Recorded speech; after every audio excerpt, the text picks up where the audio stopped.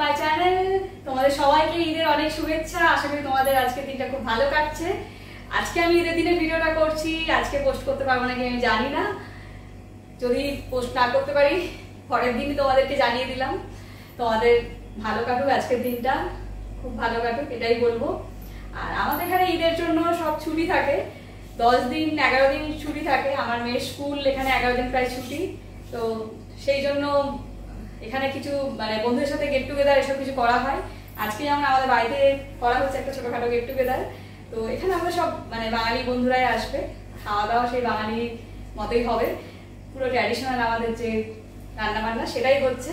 আমি আজকে সবকিছু অ্যারেঞ্জ করছি, তো সেটাই ভাবলাম একটু তোমাদের সাথে শেয়ার করি। কারণ একদম আসার সময় হয়ে গেছে সবাইকার, হঠাৎ করে মনে হলো যা রান্না করছি একটুখানি তোমাদেরকে দেখাই। লাস্টে একদম ভাতটাকে বসিয়েছি। ভাত আমি বড় মানে জায়গা বলতে কুকার, এই কুকারেতেই করছি ভাতটাকে। আর তার সাথে হচ্ছে আমাদের আজকে মাটন। আর সকালবেলায় প্রথমেই আমি বানিয়েছি উচ্ছে আলু দিয়ে একটা মানে ঝাল সর্ষে বাটা দিয়ে এটা বানিয়েছি। আর তার সাথে কাঁচা আমের চাটনি, এই যে কাঁচা আমের চাটনি, এটা একদম লাস্টের জন্য কিন্তু ফার্স্টেই করে রেখেছি।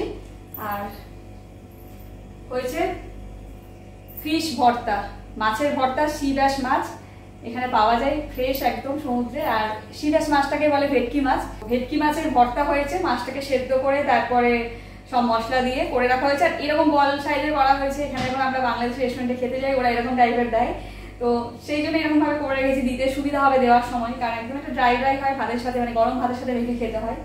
তো এটা করেছি। আর হয়েছে এই যে মোচার তরকারি, চিংড়ি মাছ দিয়ে মোচার তরকারি, কুচো চিংড়ি এখানে বেশ ভালোই পাওয়া যায় বাংলাদেশে। তো সেই দিয়ে নারকেল দিয়ে সবকিছু দিয়ে চাল বাটা দিয়ে হয়েছে মোচা চিংড়ি। তো এই হচ্ছে আজকে আমাদের পুরো বাঙালি মেনু।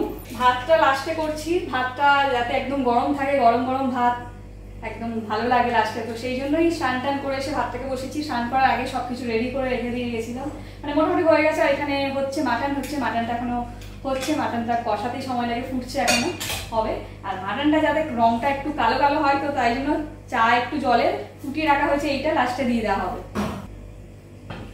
মাটনটা একটু দেখাই তোমাদেরকে, দেখো কালারটা এরকম এসছে।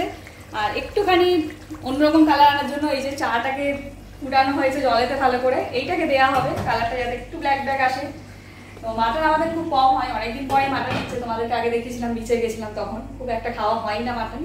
তো আজকে স্পেশালি এখন ছুটি চলছে 10-11 দিন ধরে, তো সেই জন্যই একটু আলাদা রকম রান্না বান্না করার চেষ্টা হচ্ছে। আর আমরা যারা বাঙালি বন্ধু তারা এরকম আমরা মাঝে মাঝে গেট টুগেদার করি, তো আজকে দেখলাম যে আমরাই করি বাড়িতে এইসব। আর এই যে শসা পেঁয়াজ সব রাখা আছে, লেবু এসবগুলো কাটা হবে, কাঁচা লঙ্কা, এখনই ওগুলো করবো। ভাতটা মোটামুটি একটু পরে হয়ে যাবে, ফাইনালি করবো।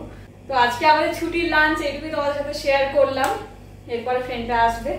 তো চলো আজকের ভিডিও এটুকুই। সবাই খুব ভালো থেকো, সুস্থ থেকো, টাটা।